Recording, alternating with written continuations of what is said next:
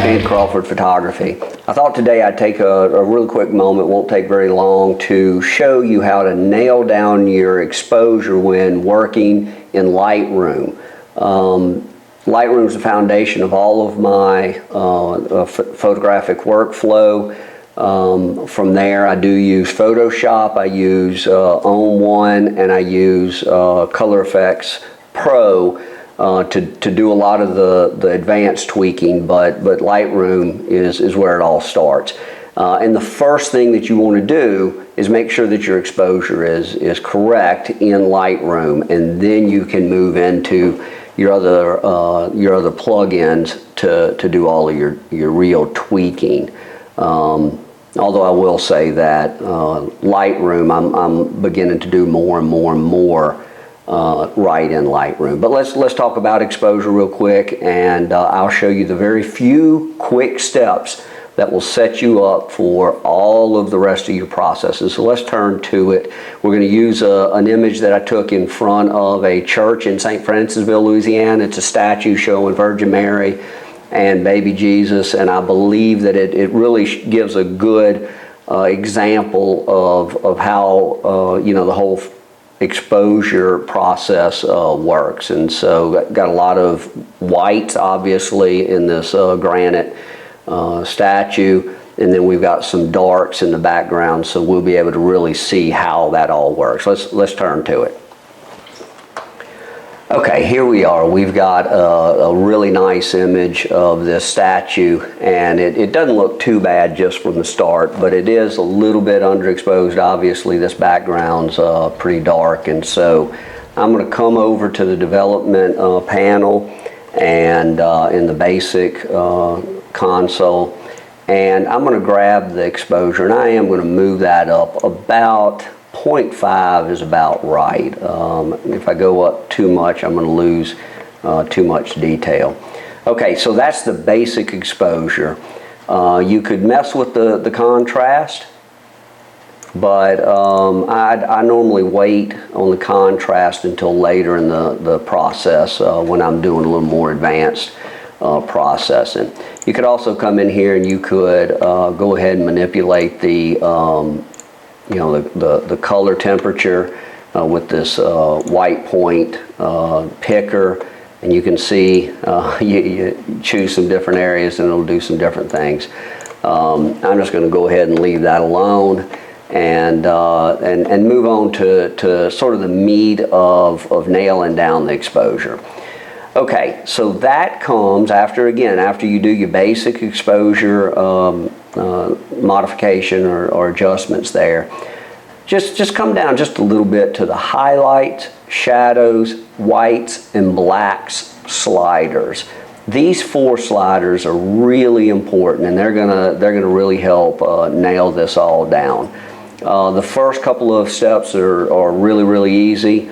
Just pull the highlights to the left. You see that it's going to really darken everything up. Don't worry about that. It's going to come back. Bring the shadows to the right.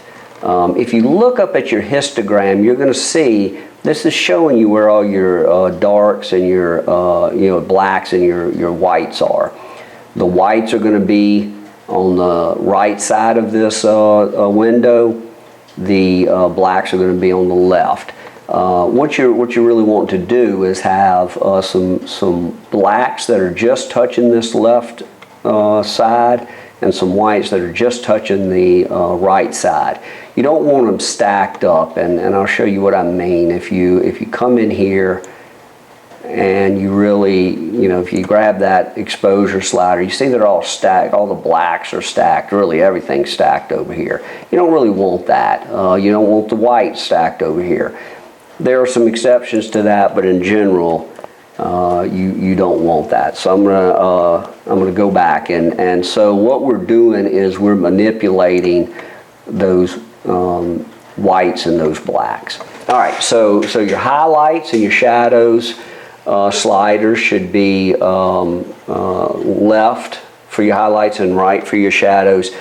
And on your whites and blacks, you're gonna really sort of fine tune things.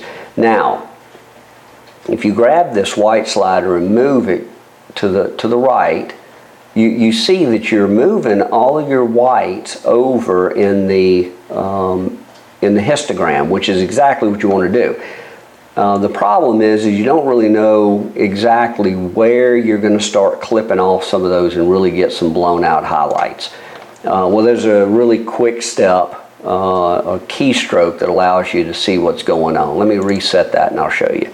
Hold down the Option key on a Mac and the Alt when you're working on a PC, and then click on that white slider. Now you see that the image box goes completely black. That's great. That's exactly what you want.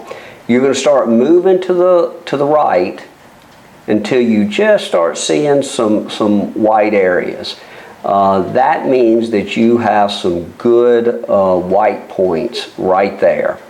That's going to tell you that you're not really clipping off any of that. If you come too far over, you're going to start stacking up and clipping. Okay, so that gives you some good white points throughout this image.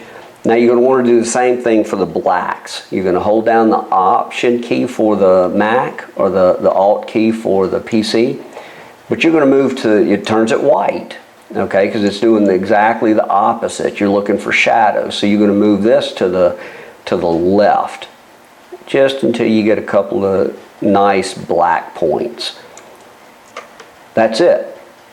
You have just set the exposure and nailed it down and gotten it ready for all of your advanced processing. You can now take it into your plugins and do all the manipulation that you want to do. You can use the more advanced processes in Lightroom, use presets, all that kind of stuff to really make this an image that anybody would be happy to have hanging on their wall. But it all starts with the exposure.